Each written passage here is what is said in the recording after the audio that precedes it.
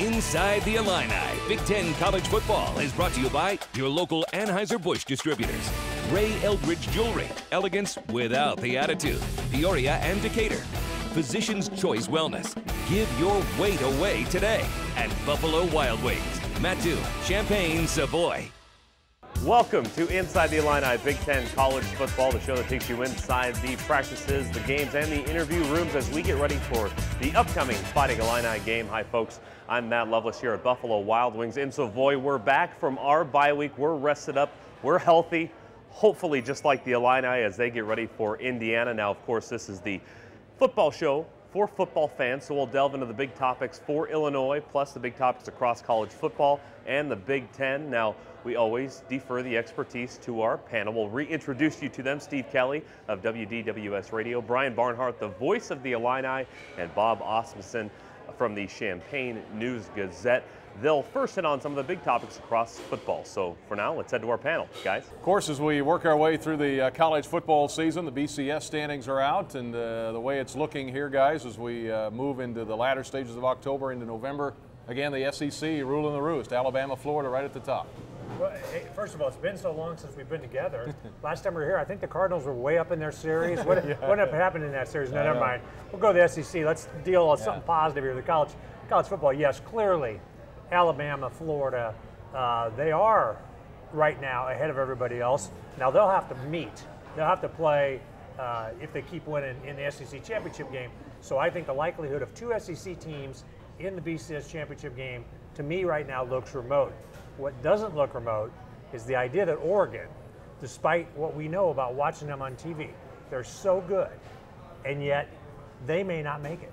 They could go undefeated and get edged out by Kansas State because of Kansas State's better resume. So far, I think we're seeing really fun toward the end of the BCS. And the good thing is now, the BCS, since it has a shelf life, you know, we know it's about done. I don't have to complain about it anymore. I'm just living with it. I'm looking forward to it, and I think it's going to be a lot of fun this year. And a couple of things have happened, Steve. 2 weeks ago when we last got together, West Virginia, nobody knew how to stop them. Now they've lost a couple in a row, and Notre Dame suddenly is in the hunt here for a national championship again, at least depending on what the teams ahead of them do. Notre Dame has a tough one coming up. They're on the road against Oklahoma. A lot of good games around that we'll talk about as we move along through the show. But one thing you don't have to worry about is the Big Ten team knocking on the door of the BCS title game, because it's not going to happen this year. Not this year, maybe in the future. And honestly, if Ohio State was eligible, they would certainly be in the picture. They have survived some scares. They have not been perfect. The last two games particularly. Maybe it's those Indiana teams. I joke that the good thing they don't have Ball State on the schedule this year, because they're struggling with Purdue and Indiana. But I think that Urban Meyer has set out this goal. Let's go undefeated. Let's make it really hard on everybody else to deny that we are a great team. Even though he says every time you get him on air, he'll say, oh, we're not very good. He knows they're good. Yeah, and what's interesting is from last week you had 3 teams on the ropes. Ohio State was on the ropes, Michigan was on the ropes, Nebraska was on the ropes. All 3 of them won. Traditional powers, of course, Nebraska new to the Big Ten, but right there to win a game, kind of like it used to be all the time. So that's kind of the national picture. We'll get more in focus a little later on the Illini in Indiana, and a lot more to come, but let's go back to Matt. Thanks, guys. Well, coming up next, a forgettable game a couple of weeks ago in Michigan, but we have to relive it as we do every week on the show. We go back and take a close look at the loss in Ann Arbor next on Inside the Illini Big Ten College Football.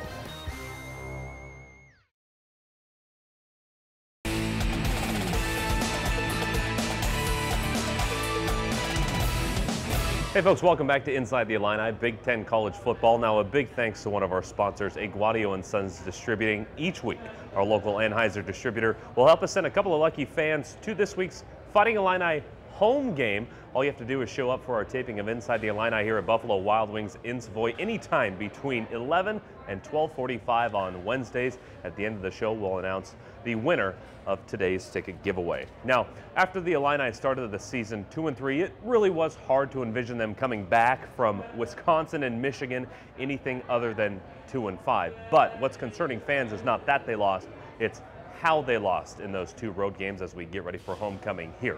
Our Central Illinois Buick dealers give us our look in the rear view in Ann Arbor. The buses pulled up in Ann Arbor with a beaten but optimistic Illinois team. With 3 quarters of solid play against Wisconsin, the Illini felt like they were headed in the right direction. The Wolverines and their quarterback Denard Robinson seem determined to prove otherwise. First possession for Michigan.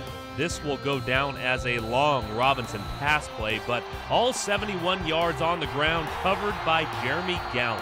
Home free for the touchdown.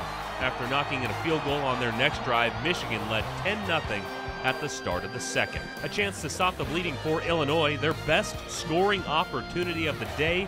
Taylor Zaleski lining up for a 50-yarder, and he misses.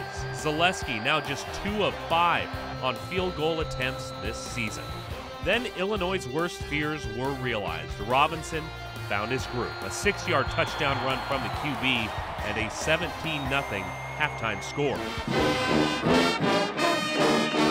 Out of the locker room, more of the same, just from farther away. Robinson in traffic. Despite that, no one's getting close. Breaking away for a 49-yard score, 24-zip. Next Michigan drive, Robinson with his arm to the back of the end zone for Devin Funchess, and the Illini offense just couldn't respond. Their longest second half drive stretched just 7 yards. Michigan had their way. The Wolverines added 2 more touchdowns, a 45-0 start to finish beatdown, dropping the Illini to 2-5. I'm at a loss for words. I don't really understand, why we're playing the way that we're playing. In the week leading up, Illinois talked a lot about avoiding the snowball effect. They didn't. To start the second half, the Illini gave up a touchdown.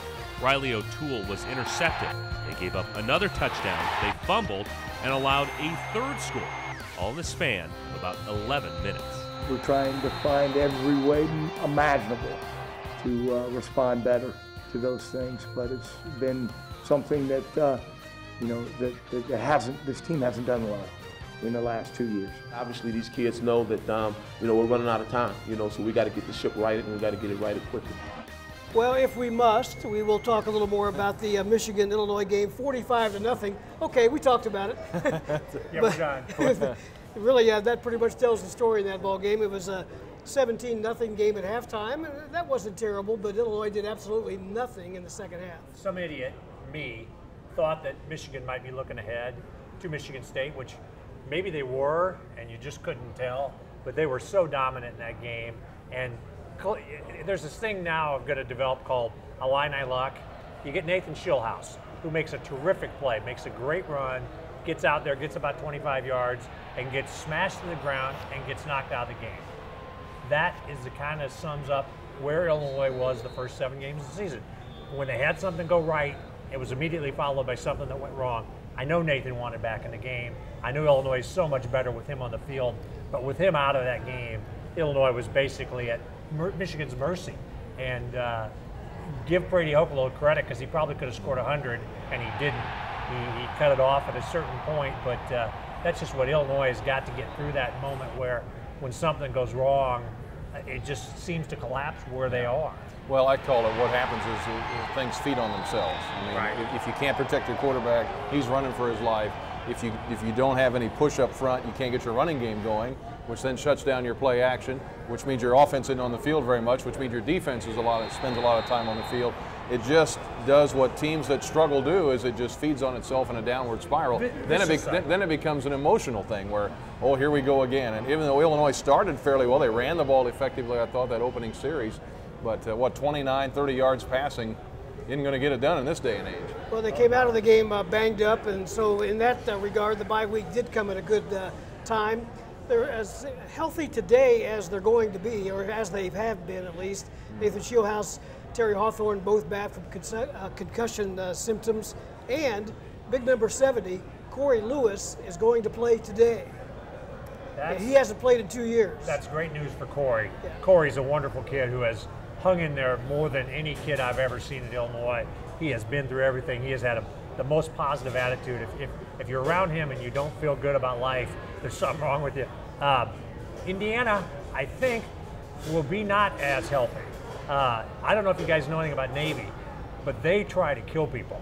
Okay, they are, I mean, not, I shouldn't say it like that, but I mean, physically, when you play Navy, from what I understand, when you're done with their game, you know you've been in a quote-unquote a war.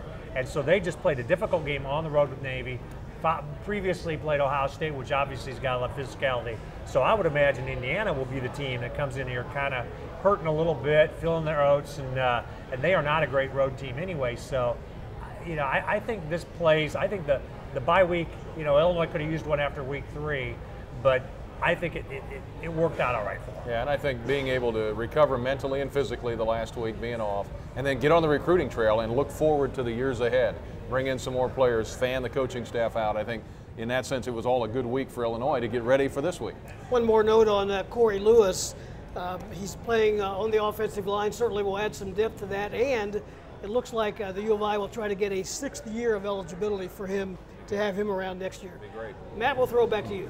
Well, thanks, guys. Illinois had a chance to move on in the bye week. Michigan definitely moved on because they had a big one against Michigan State last week. Over the next couple of segments, we'll catch up on the happenings in the Big Ten, starting with the Leaders Division next on Inside the Illini, Big Ten College Football.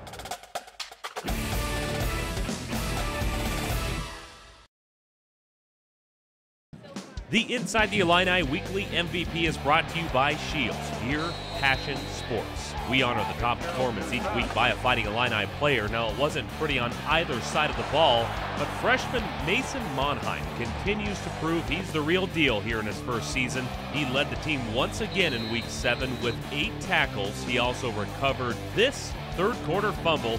He's third on the team this season in tackles and tied for first in both fumble recoveries and interceptions.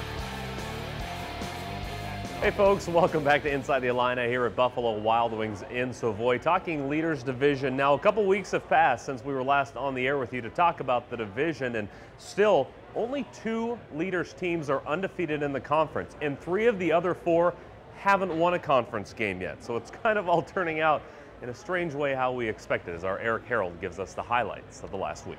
Thanks, Matt. Leaders Division. Ohio State looking to remain undefeated. Purdue looking for their first win of the Big Ten schedule. They would come out swinging. Caleb Bush, play action, looks down the field to Lakeem Shavers. 5 yards behind the defense. No one is going to touch him. He runs free along the sideline. Touchdown Purdue, and he even tops it off with a TiVo. Purdue on the board.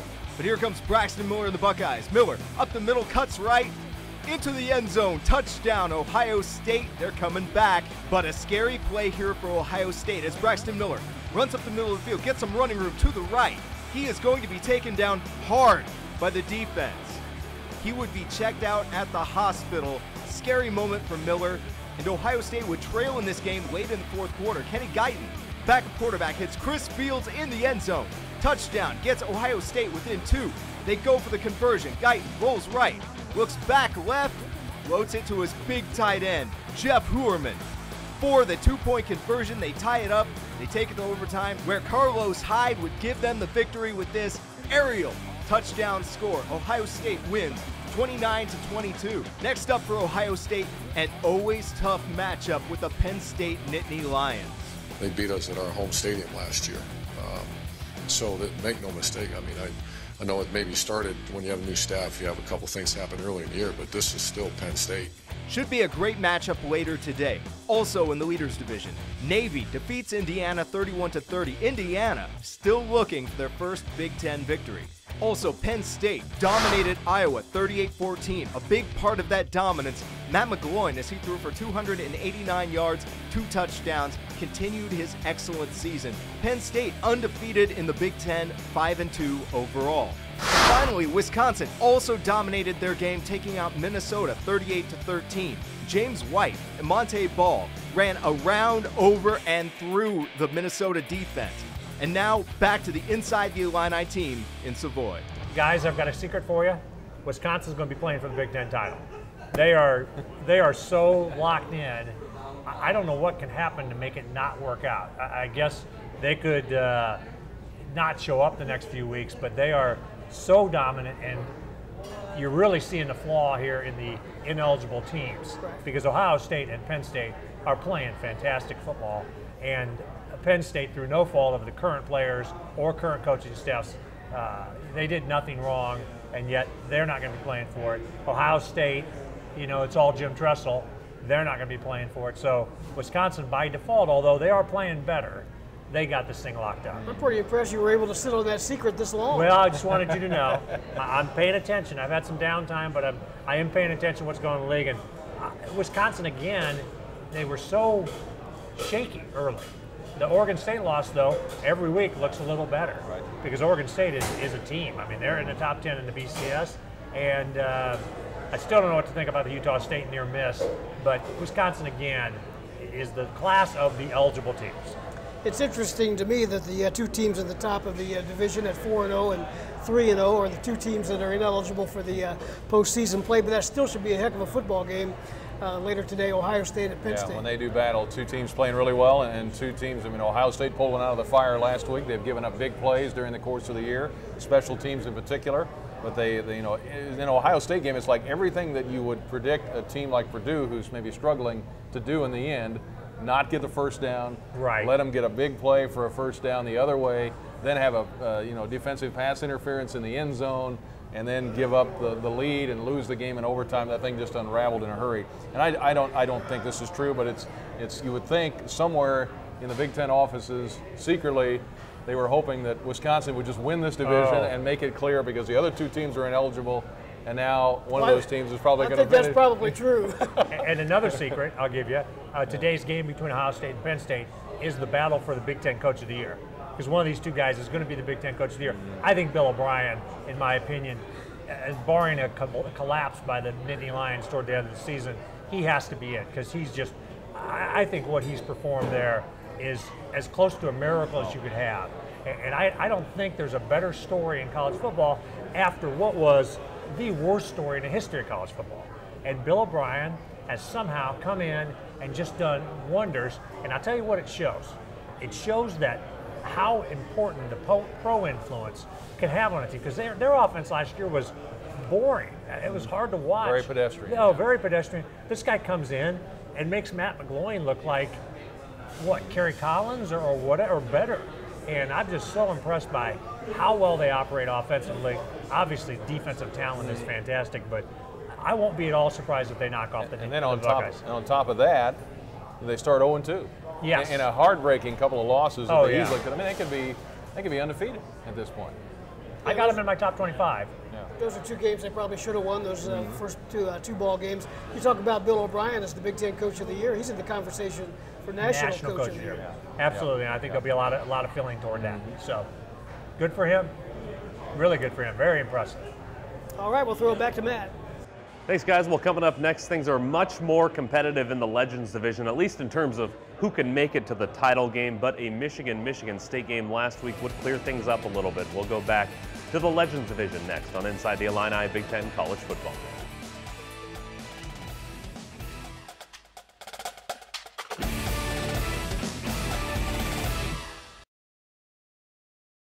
The Inside the Illini Play of the Week is sponsored by your local Anheuser-Busch distributor, Iguanio & Sons Distributing.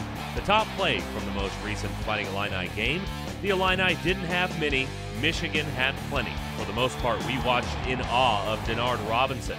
The Wolverine QB had 128 yards, 49 of them on this run in the third quarter. Watch as he almost drops to a knee before breaking away for the score. One of two rushing touchdowns to go with two passing for Robinson. Welcome back to Inside the Illini. We're still talking Big Ten, moving on to the Legends division now. Now, I mentioned before the break how competitive it is up top in the division, and a number of teams still a shot at the conference title game. Our Eric Harold takes us back to the highlights, this time with the Legends. Thanks, Matt. Legends division matchup between Michigan and Michigan State. Michigan coming off of their shellacking of Illinois. Second quarter, Denard Robinson goes down the middle of the field to Drew DeLeo. Takes it deep into Michigan State territory, 35-yard gain, sets up a field goal by Michigan. Good. From 48 out, Michigan up 6-0 going into halftime. Later, third quarter, Andrew Maxwell floats it to the back of the end zone. Paul Lang with the touchdown catch. Michigan State goes up by 1.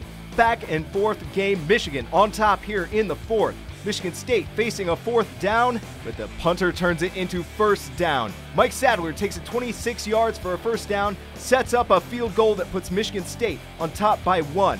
But in the end, Michigan would come out on top. Game-winning field goal in the closing seconds. Michigan wins this one 12-10.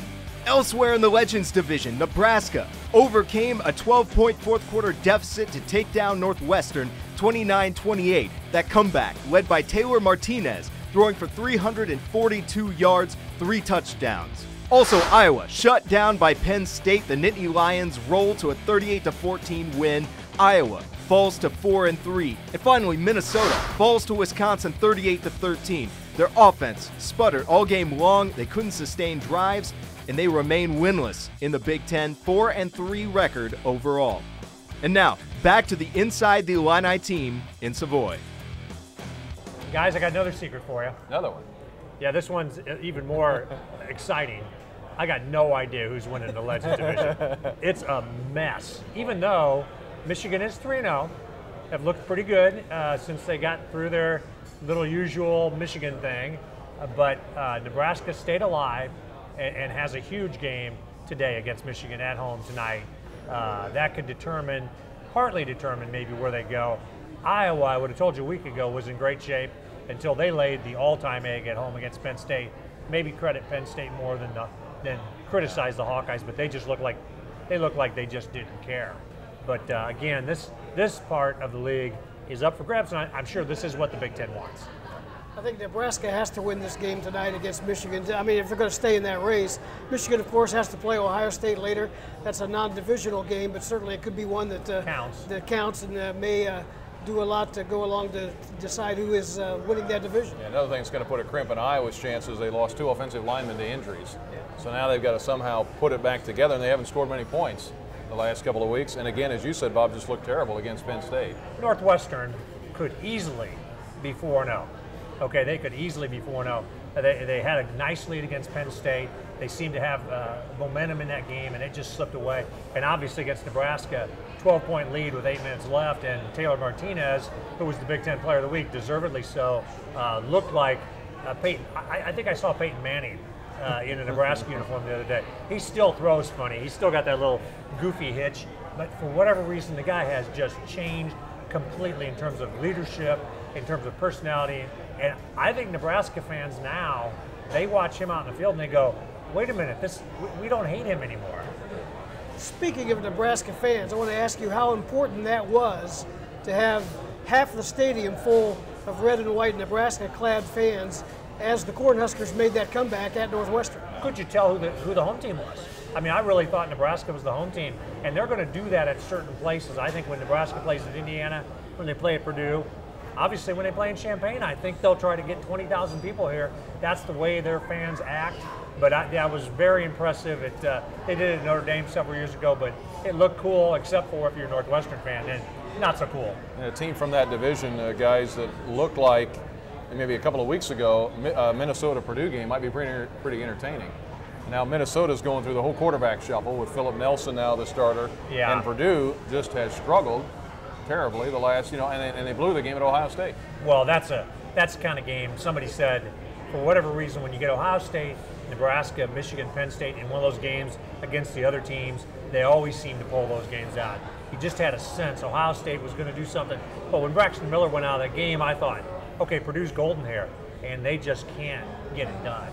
And so, again, watching these two divisions, the way they operate now, it's really kind of just, you got the one where it's 3 dominant teams, and you got the other where it's everybody's in play. There are 2 games today involving winless teams in the Big Ten, so somebody's going to get their first win. You mentioned Purdue at Minnesota. Of course, the other game is one we'll talk about a little bit later on in Champaign. All right, well, let's go back to Matt. Well, we're caught up on a couple of weeks of Big Ten football now. How about how the Illinois alums are doing in the NFL? We'll do that next on Inside the Illini Big Ten College Football.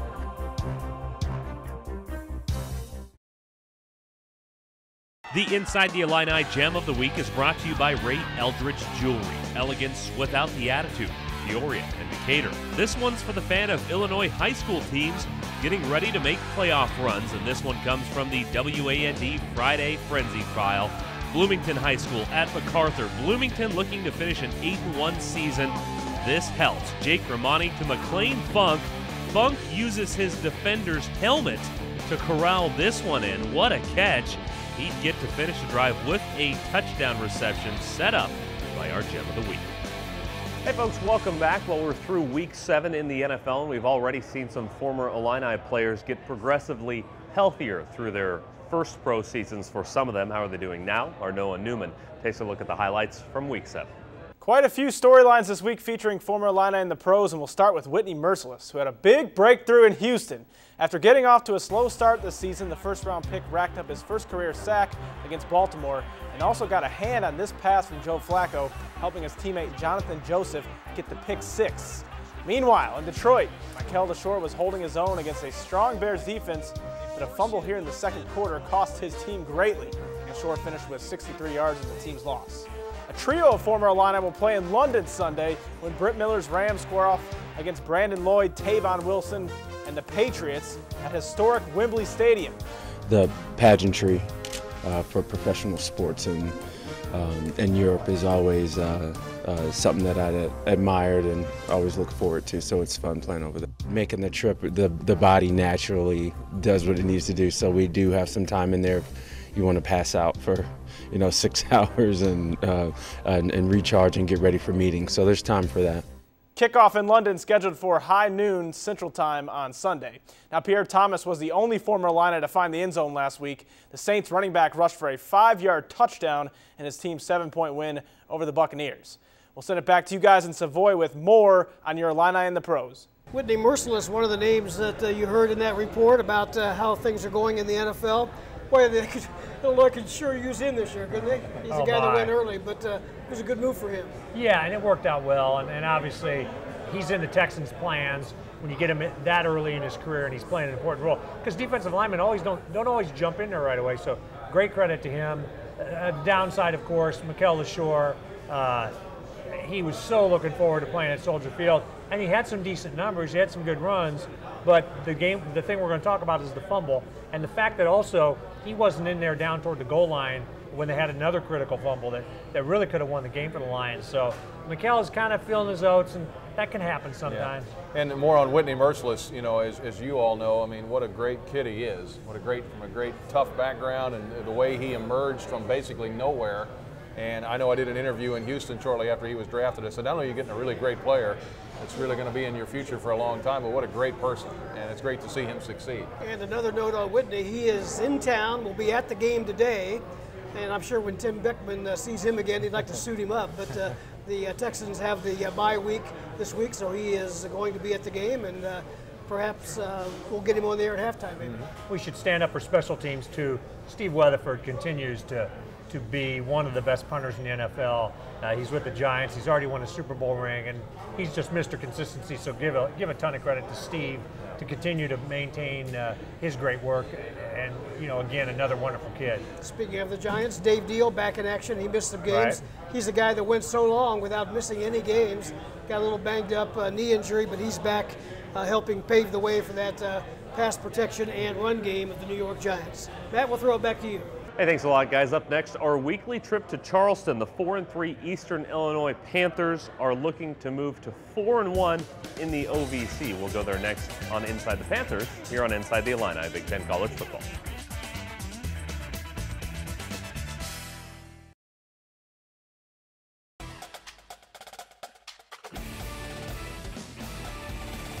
Welcome back to Inside the Illini. Now the UI and Eastern Illinois actually shared a bye week. The Panthers coming off a homecoming win over Jacksonville State. Now they enter the home stretch here, the Panthers do, with a real shot at the OVC title. We go inside the Panthers with Eastern Illinois University. 2 Saturdays ago, Eastern Illinois rebounded from a loss at UT Martin with a nail-biting win at home over Jacksonville State. The Gamecocks dominated the first and third quarters, while EIU rose to the occasion in the second and fourth quarters. Back there, a lot of time, still sets up. Now he's going to get away, man throws on the run, and it's picked off by Bland at the 35, to the 30. This is Tavares Crawford to the 20, to the 10, dives for the goal line. Touchdown, Eastern Illinois. Tavares Crawford picks off the pass and takes it all the way back for the touchdown. Kevin Capellas up over the ball to snap it to start the fourth quarter. 2nd and 3, handoff straight ahead. Duncan, bulls in. Touchdown, Eastern Illinois. Right through the middle. Taylor Duncan powered in for the score. Garoppolo in the shotgun, empty backfield, 3rd and 9. He sets up, 4-man rush. He's going to throw into the end zone. Touchdown, Chris Wright. Chris Wright with the touchdown to give Eastern the lead. The 31 points were the second fewest points the Panthers have scored this season. With the Panthers offense not putting up their usual video game numbers, the Panther defense stepped up and caused 5 turnovers. When you find a way to win tough games and everybody's pulling for each other and you're on an emotional roller coaster and you do, it builds character. It builds the stuff that good teams are made of. And you can't get a taste of that. You can't get it in your system unless you go through it. And you know, every coach wants every game to be a blowout or not to take it down to the edge, but I mean, most teams are about the same, and when you play on the road or you play at home, it's going to be a close game, and if you take care of the ball, it's going to be like this. And one thing I've found out in the OVC, this is more the norm than anything else, that's for sure. Senior wide receiver Chris Wright, who caught the winning score against JSU, says this year's Panthers are a confident one and are a focused team heading into the home stretch of the season. There's going to be games where it's going to come down to who's going to fight. And, our team, I believe, is going to stay there and throw punches with the best of them. So, I think our team can do it, and we've showed it too. We've gone to overtime a couple of times, and come out victory. Yeah, you're going to lose some, but at the same time, you're going to win. EIU is coming off their bye and are 4-3 overall and 3-1 in the OVC. The Panthers are one of the 4 teams with 1 loss in the OVC. And today, the Panthers play one of those other 3 teams with only 1 loss, OVC preseason favorite Eastern Kentucky. EKU is just another opponent on our schedule. We don't pay too much value just because they're named EKU. We respect them as a football team, but at the same time, we have to go out and get the job done. So every team in OVC is unpredictable. So every team in OVC has the same amount of value. Go out and play the same amount of football, and just the toughest team just come out with the victory. You watch their tape, and I want to say that nobody outside of Purdue, no one has scored over 28 points on their defense.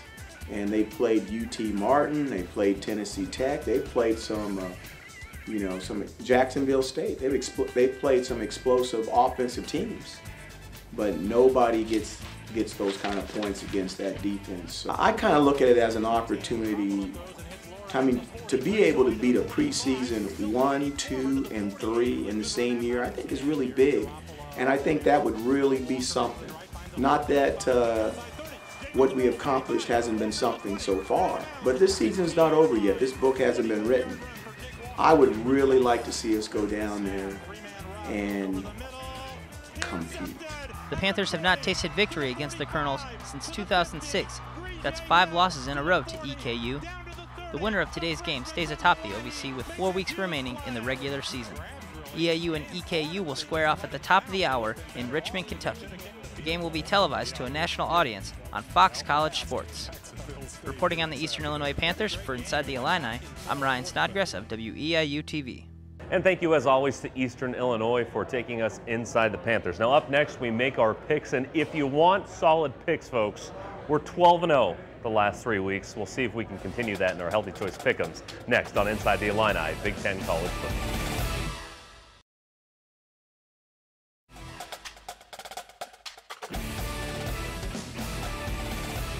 And welcome back to Inside the Illini, folks. I've joined the table for our Healthy Choice Pick'em, brought to you by Physicians Choice Wellness. Give away your weight today. Each week, we're making our college football picks, and at the end of the season, we'll get $1,500 from PCW to give to a charity of our choice. And we might as well remind folks who we're playing for here, since we got the bye week. I am playing for the American Cancer Society of Champaign. And I'll start with my pick. I'm going to the Pac-12. I've done a lot of West Coast games. I feel like I've seen a lot of that in my lifetime. Oregon State at Washington. The Beavers, one of those teams that was picked to finish second to last in the beginning of the season, and Washington was one of those fringe top 25 teams. It just shows you how much we know at the beginning of the season about how these teams are going to turn out. Oregon State, I don't think any of us really want to believe they're a top 7 team or wherever they've climbed to now, but just a whole lot better than Washington from what we've seen. Keith Price, quarterback at Washington, hasn't been nearly as effective. That's because their offensive line hasn't been nearly effective. The defense has been better, but not very good at Washington. So I'm picking Oregon State to go on the road to beat Washington, my Pac-12 pick. All righty, I want to tackle the probation bowl, if you will, the Ohio State at Penn State game. I'm playing for the Cunningham Children's Home in Urbana. I think Ohio State's a better football team at 8-0. But I don't think they're going to win at Happy Valley. I'm going to go with Penn State. They're on a emotional high right now. Bill O'Brien, we talked about him earlier in the show and the job that he's doing and the way they've got that offense going.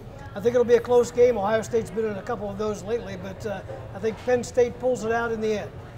Well, I'm playing for Champaign County Casa, and I'm going to go with Michigan at Nebraska. Two of the more exciting quarterbacks in the Big Ten and in the country, and Denard Robinson and Taylor Martinez. You know, it's hard to pick. I mean, Nebraska was able to pull out that win at Northwestern. Michigan, a last-second field goal to win against Michigan State. Huge wins for both teams. This is a huge game, as we talked about earlier in the conference in that particular division. And I'm just going to take the home team. I think it's going to be close, but I'm going to pick Nebraska to beat Michigan. I'm playing for the Don Moyer Boys and Girls Club, and I'm going to Norman. And shockingly, Oklahoma all-time against Notre Dame is 1-8. Worst record by far against any program they've ever played. Landry Jones was asked about it the other day and kind of shook his head. And he had nothing to do with any of those games, so I think he's going to come out and play great. I think Oklahoma is a team that's on a roll. They can sneak into the BCS title game the way they're playing, so I like the Sooners against Notre Dame in a close game. All right, should be interesting. We'll check out those. Now we go to Facebook, and we got another question from a friend of the program, a guy who's been a great participant on the Facebook page, Troy Kester. He asked, what will the defensive staff come up with to slow down Indiana's offense? Thank you, Troy, for the segue, because we'll talk a lot about Indiana in the next segment. But we might as well start with that. Indiana, prolific offense. And a very quick offense, quick tempo. They're similar to Arizona State and Louisiana Tech and how quickly they get the plays off.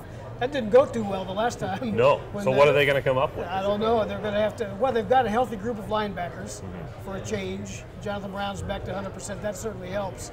That'll be a factor there, but I think it's going to be tough to stop them. Well, and the key to slowing down a team, just slowing in general, is to keep the football in your own possession. Don't let them have the football. Because, I mean, Indiana scores, they've had 8 touchdowns under 60 seconds, touchdown drives. Right. So, I mean, just keep it away from them. The other thing you can do, get them behind the chains. A sack, a tackle for loss, get them in 2nd and 15, a position they're not very comfortable with, because their running game is pretty good, better than people would think. So you've got to get them playing from way behind the chains and force them in the third long situations, then you got a chance to stop them. And Indiana, a team, and we'll talk about it coming up here, but they haven't won since 2010 in the Big Ten. They've lost 23 or 24. Illinois hasn't won since October 8th, 2011, so one of those streaks has got to come to an end, and we'll dissect both of those streaks, and we'll talk about the Hoosiers a lot more next. So Inside the Illini, Big Ten College Football.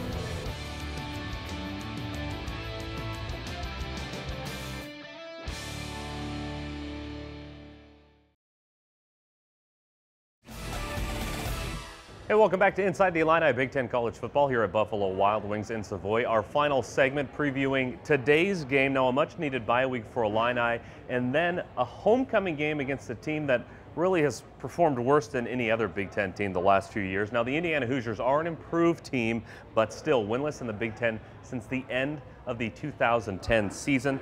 They're also the last Big Ten team the Illini beat. Our O'Brien Auto Park of Urbana weekly preview looks at the Hoosiers. It hasn't been a pretty 4+ years for Indiana University. Second-year head coach Kevin Wilson was critical of himself when we heard from him at Big Ten Media Day. The real issue last year, I didn't do a good job of coaching. The results, at least in conference, aren't any better this year. Up through this week, the Hoosiers have dropped their last 11 Big Ten games and 23 of their last 24. You cannot hope. You cannot be frustrated. You cannot be negative. All you got to do is keep working, stay positive, and let's go get it done. But at some point with teams like Indiana, you're not being measured by the fact that you lose. You're being measured by how you lose. In their last 2 Big Ten games, they shot out to a big lead over Michigan State, only to fall by 4, and played Ohio State to a shootout and lost that one by 3. We're gaining with maturity, physically, mentally, how to keep bringing it. They're definitely not losing games like they were last year. We're still playing good football. We're playing hard, we're playing physical. Their opponents credit the improved play to Indiana's tempo, but this week the Illini compared to Arizona State's. Remember, the Illini allowed 45 points to that team. Offensive line does a good job of, getting in guys' ways. They got some big play guys. They like to get the ball to Shane Wynn, #1 on their slot receiver. The Hoosiers, for all their losses, have the best pass offense and red zone efficiency in the Big Ten, in large part thanks to sophomore QB Cameron Kaufman.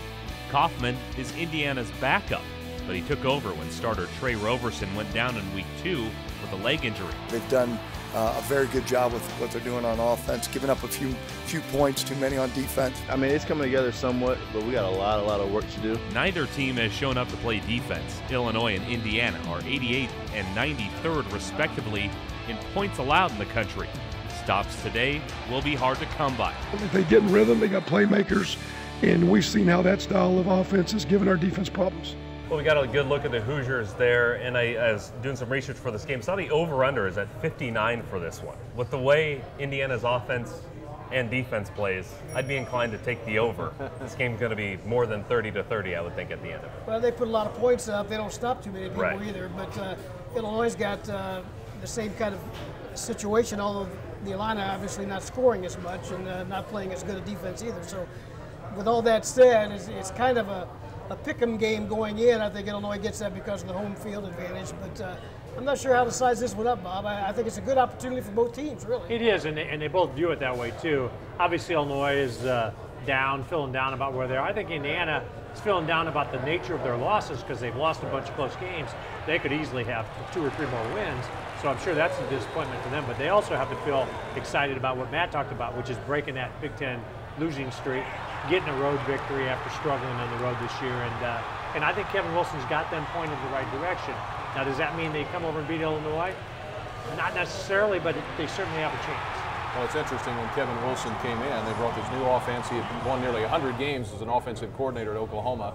Out there bringing that similar style of offense. Last year they struggled too, and I think the Illinois coaches have reminded us that, hey, Kevin Wilson's in his second year now. They've had a second year to kind of learn everything, get used to the system, but also they imported a lot of junior college players to help out on both sides of the ball too. But I mean, you look at their score, not only are they scoring a lot of points, but they're in every game. If you throw out the 15-point loss at Northwestern in the start of the Big Ten season, they've lost the other 4 by a total of 10 points.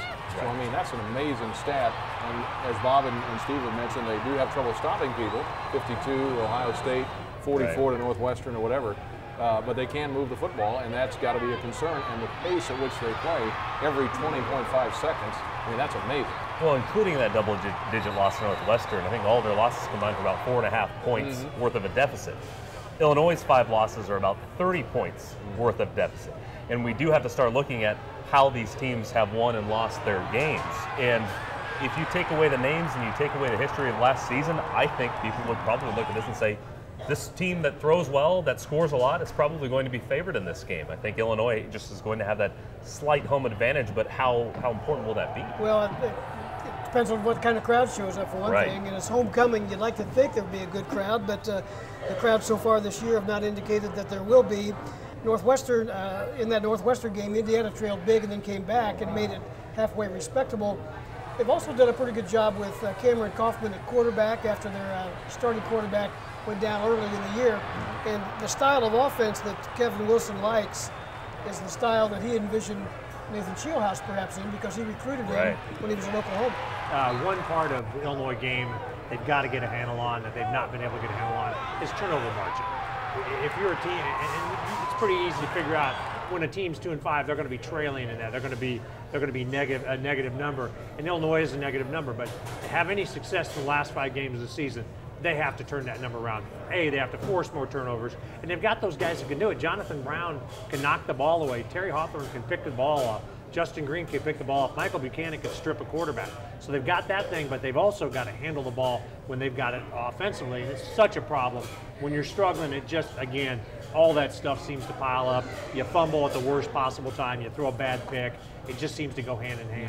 You think about the turnovers Illinois had. Indiana's had 4 turnovers this year. Think about all the times they handle the football. I mean, that's an amazing stat. And how quickly. And they're really good on special teams. Wynn is a dangerous kickoff returner, returned one last year against Illinois for nearly 100 yards. So they're dangerous in that way, too. Right. Bob says turnovers. Steve, what do you think? What's the key here? Special teams, and that's not that didn't bode well for Illinois, based by the way they've played so far. But Illinois really needs a big day somewhere along the way from special teams. All right. Well, thanks a lot, guys, as always. And before we go, we do have to give away a couple of tickets, thanks to Lisa Rex from Monticello, who wins our pair of tickets for today's Fighting Illini game. We'll make sure to get you those. And be sure to join us on Wednesdays here at Buffalo Wild Wings for your chance to win. Game starts at 11 o'clock. Coming up here, kickoff in a few minutes. Illinois, Indiana. Thanks for watching Inside the Illini Big Ten College Football. Be sure to join us next week. Inside the Illini Big Ten College Football is brought to you by your local Anheuser-Busch distributors. Ray Eldridge Jewelry, elegance without the attitude. Peoria and Decatur.